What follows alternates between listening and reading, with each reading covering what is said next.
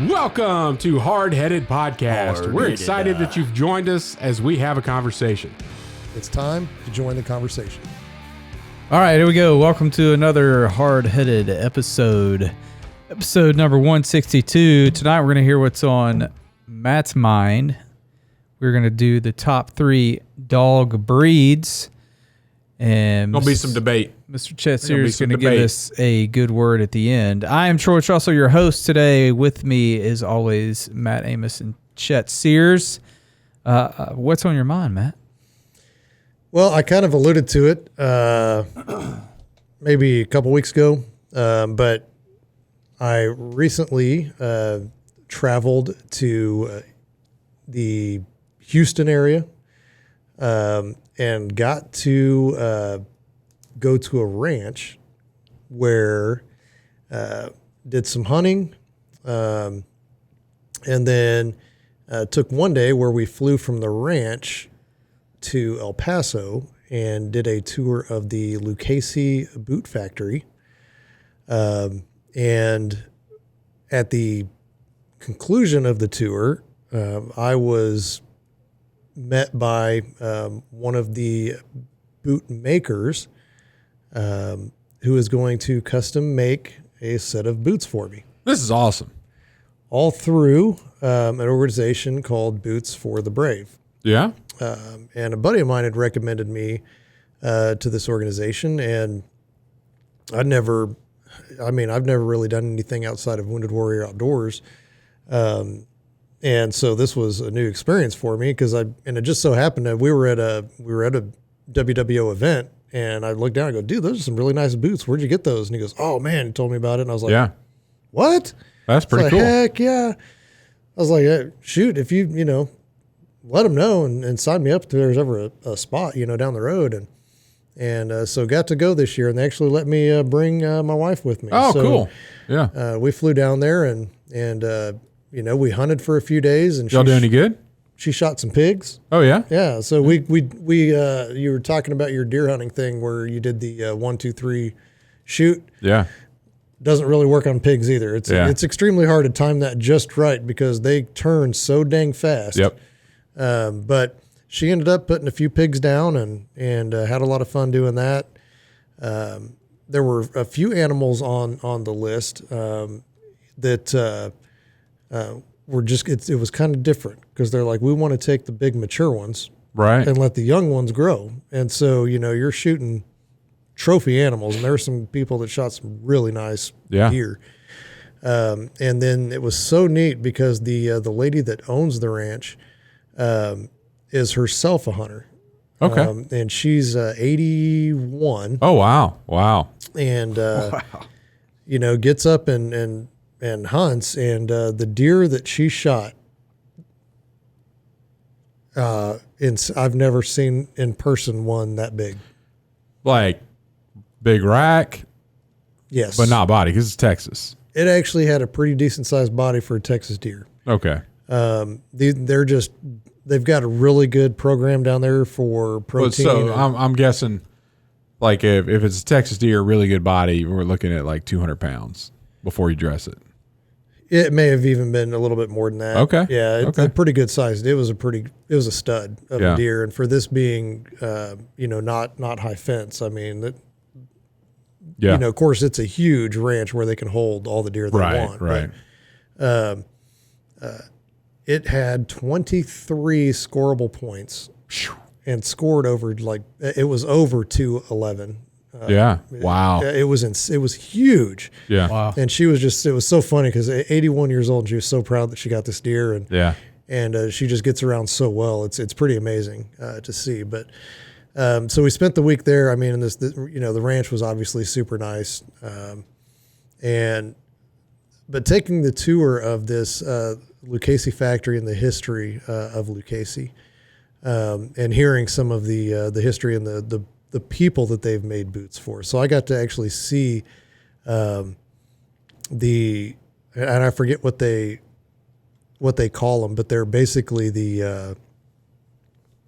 what they mold the boot around when they're making it. But I saw that for Johnny Cash, Scottie Pippen, Michael Jordan, George Bush. I mean, there were Andre the Giant. Andre the Giant. I mean, just that's cool. the incredible history of people that these guys have made boots for. And then here I am just. Yeah. Did you leave your feet down there?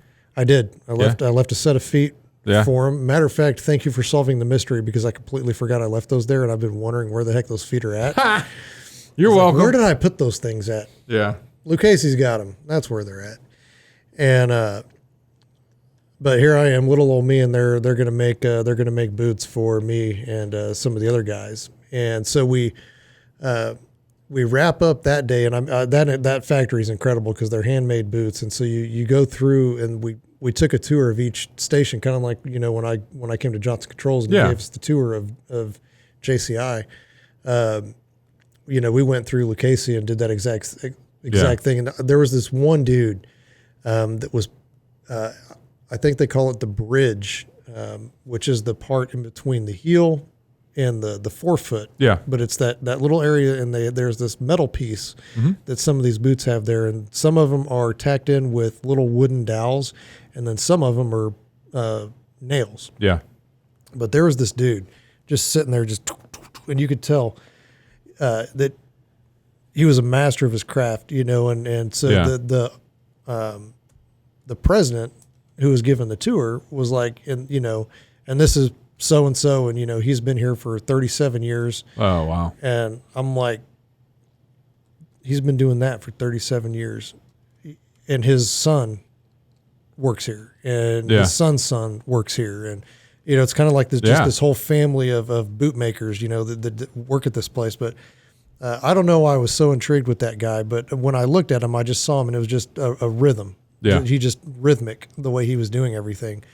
And then you look at this dude's arms, and I kid you not, his forearms, every bit as big as Rocky Balboa's, in the movie, like when he was in his prime. Yeah. Like forearms that huge. And then the veins were...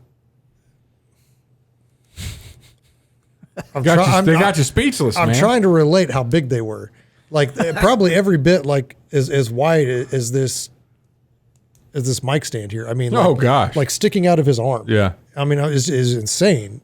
Heroin addict's dream, right? But like or a blood donor. Yeah. The Red Cross loves that. Nurse's dream right there to stick that. But yeah. So just super impressed at the level of detail that goes into every set of boots that these guys make.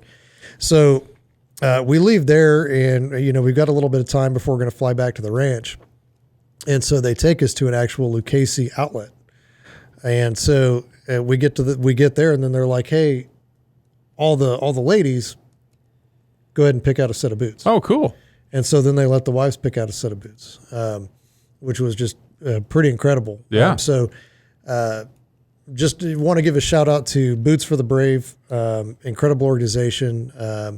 And I've flown privately quite a few times, but I've never been on a jet that has a couch and seats that all spin around to face each other. Yeah. With enough room to stand up and a bathroom that you can actually stand up in. Right. And it was... That's cool. Insane. Yeah. So thanks to NetJets, because they're the folks that donated the aircraft, and the host, who was Laura Lee West, she was the host of the trip. It was her ranch that we were at, and she's the one that donated her NetJet hours for us to fly on.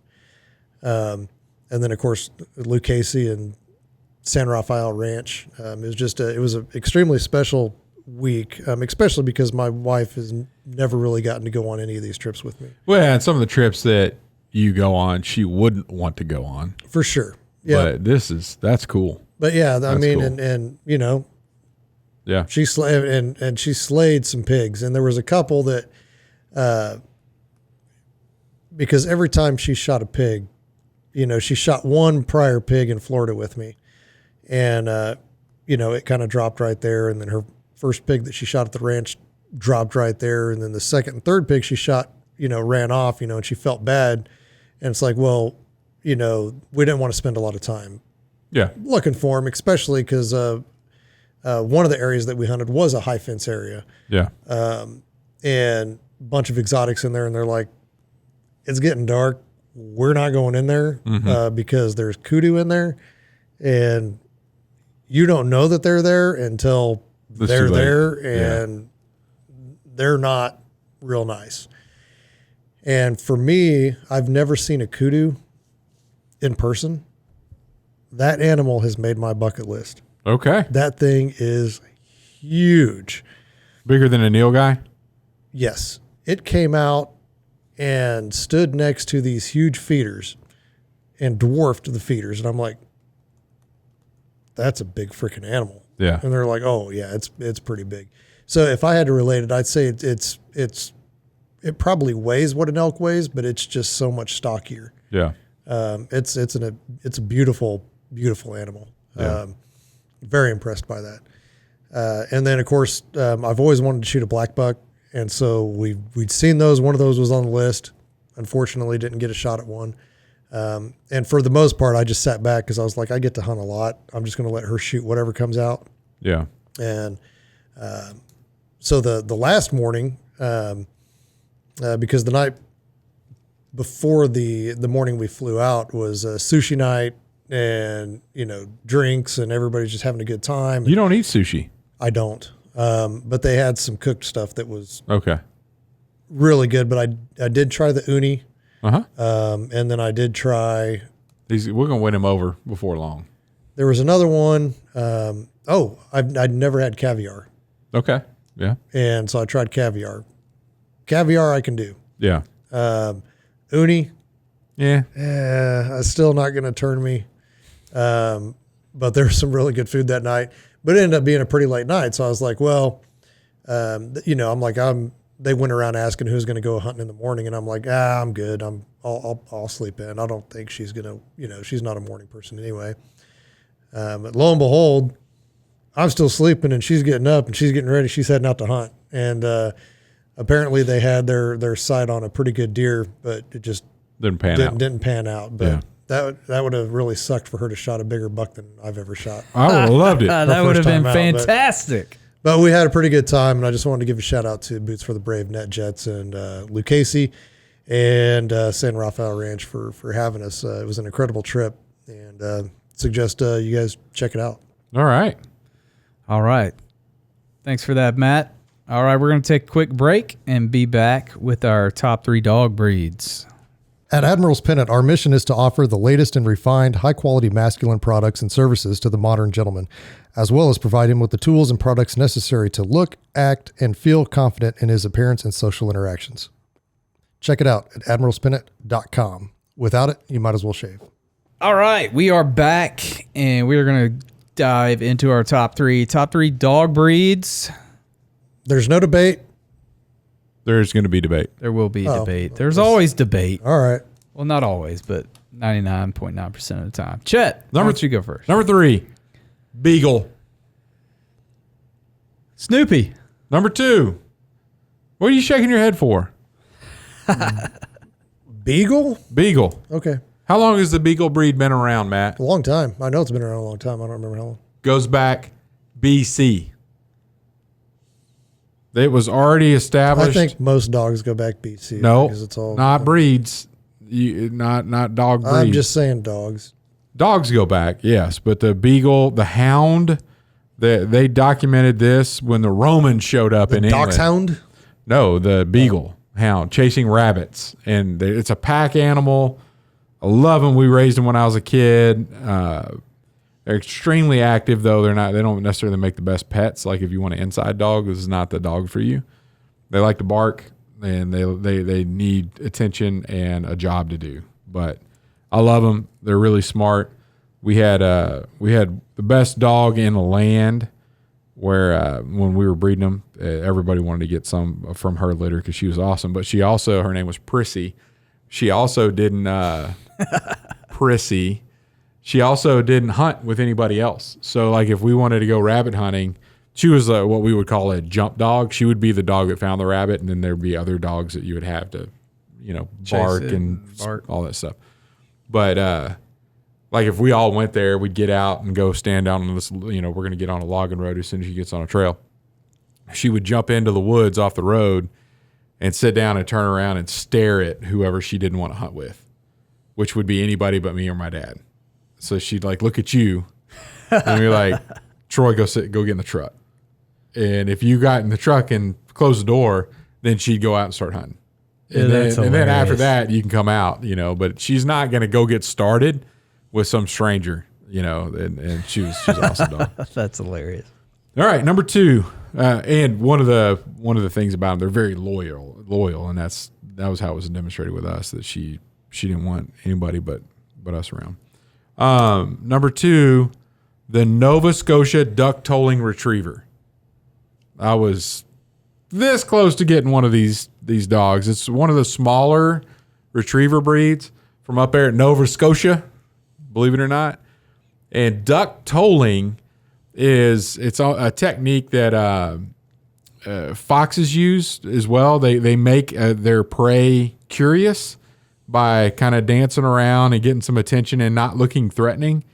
And so uses that curiosity to bring in. And from the duck toller, they get in the water. And so there's ducks or geese on the water. They'll get in the water and swim around a little bit and kind of get close and back up and get their attention, and will pull the waterfowl to you within gun range is what that's the tolling part. So nice. Phenomenal dogs. They're high energy, very, very high energy, and extremely, extremely smart, to the point where they're manipulative. A lot of research that I was doing when I was looking at getting one was your average dog owner cannot handle one of these pets. Like the forethought you have to put into things, how you train them, what they will do to get what they want from you. Extremely smart dogs, but which makes them totally awesome in my opinion. And number 1, the Wirehaired pointing Griffon. This is a pointer retriever. It's been kind of has the moniker of the supreme gun dog. Like there is not a better package of a gun dog that you would want. You can go upland hunt, and it'll point like a perfect pointing dog. And then you go on the water and it's got web feet and will retrieve like a lab. So it's just if you want a gun dog that does everything, especially that you can do in Kansas, the wired hair pointing Griffon is the dog for you. And it goes back as a Dutch guy back in the 1800s that worked this breed in. And it's in my opinion, my wife thinks otherwise, it is gorgeous. It's got this smoke gray wire haired, it's a double coat dog body, but its head's red. So it's just looks stately. Has like the kind of like the mustache and the beard, look like what was that little pretzel dog that you had? Schnauzer. A schnauzer. You're like, oh, it looks like a stately dog, like it would be knighted by the queen or something. But it's just, and it's an athletic dog. It has a build kind of like Paso, our Labradoodle. It's tall, athletic, and just awesome. And maybe one day, I will have one of these dogs. It's hypoallergenic as well. Doesn't shed. Oh, nice. And they have a breeder. That's a plus. They have a breeder down by that is a plus Winfield. For any upcoming dog after current dogs. Oh, yeah. Yeah. That's my 3. All right, I'll go next. Number 3, miniature schnauzer. Had one for 18 years. But you got to get one that doesn't bark if you're going to have an indoor house dog. And ours barked when the front door bell rang, but that's about it. She didn't go too crazy like those other dogs. Chet knows what I'm talking about. 2, a Labrador retriever. What color? I like the chocolate color.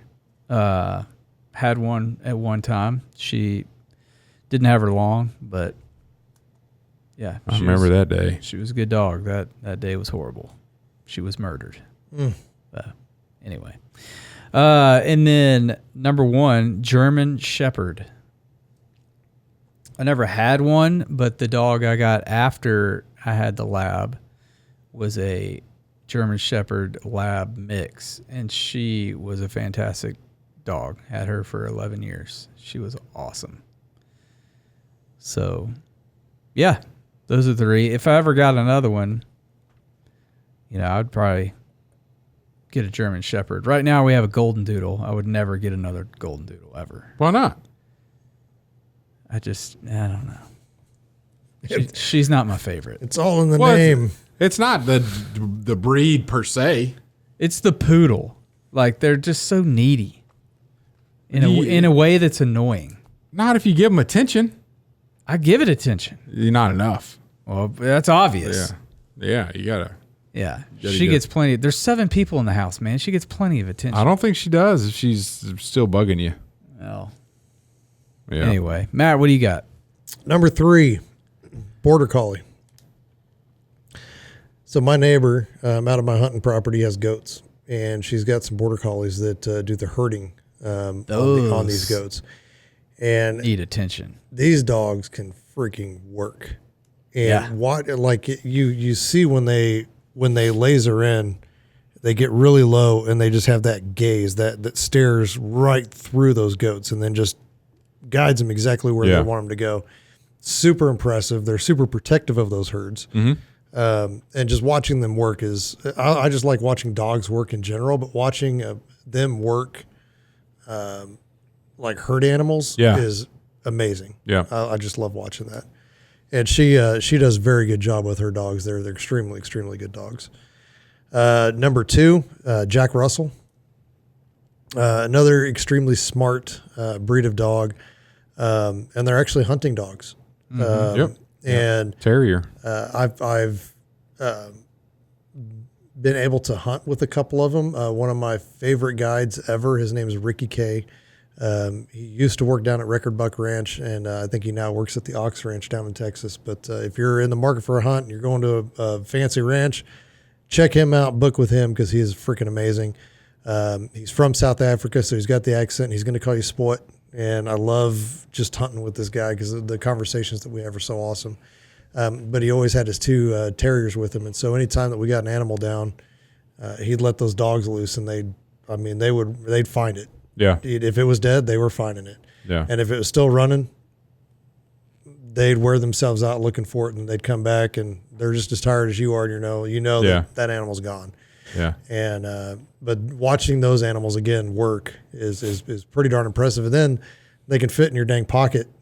They're super small. Right. One of them rode on the dash of the truck or the Jeep most of the time. Just laid up there, looking out, waiting for a gunshot, and then as soon as they heard that gunshot, gone. Yeah.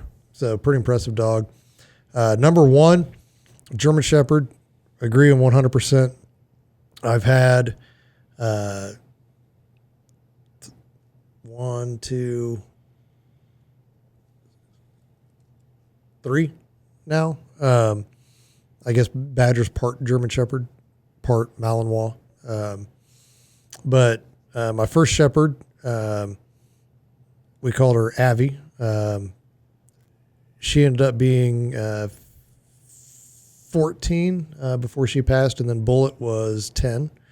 So that's kind of the range. The females are a little smaller, live a little longer. The males tend to be bigger, don't live as long, but extremely loyal dogs. I always love that stance. They've got that one leg cocked back. They always look like they're ready to kill. But I don't know. I think their back end's a little too small, for my opinion. Like their build, they like sloped in the back. Yeah. Like one of those Tesla trucks, the Cyber truck. Like, come on. Whatever, like a lion. That's the built for speed. And, it was so funny because hair. Now that is a problem because ton of hair and sheds everywhere. Yeah. I could probably build another Bullet out of the hair that is still in the house. And it's been like a year. But maybe not a year. But love that breed. Always have ever since I was a kid watching. Rin Tin Tin was the show back when I was a kid with the German Shepherd, and Canine Cop came out, and Always wanted a German Shepherd. Finally got it on my own, and that was the first dog I got was a German Shepherd. Yeah. Extremely high strung initially, but they learn very, very quickly, and doesn't take long to get them tuned up. I had my first one trained to hit the lights, and she would go turn the lights off for me. And I still had legs at this point. I was just lazy. Taught her how to do it. I was like, hey, Abby, hit the lights, and she'd go paw the lights off. But yeah, love the breed. Extremely good dog. Yeah. All right. Well, there wasn't too much debate there, so that's your number ones are wrong, but that's okay. I think globally, probably that would be the number one. It's like a Nazi dog, right? German Shepherd. They have American bloodlines or German bloodlines. Right. There's all kinds of the American bloodlines. I thought you were going to go with the Nazi? Malinois. Nazi? Really? Yeah. The Malinois, man, the Malinois side of Badger is just so freaking high strung. Yeah. They're kind of a almost nervous energy. That's got to be spent, and it's a handful. Yeah, you need to go out running with it. It's kind I'm not going to run with anything, but I let him out to explore, and he just gets it all out because he's got a lot of room to roam. So yeah.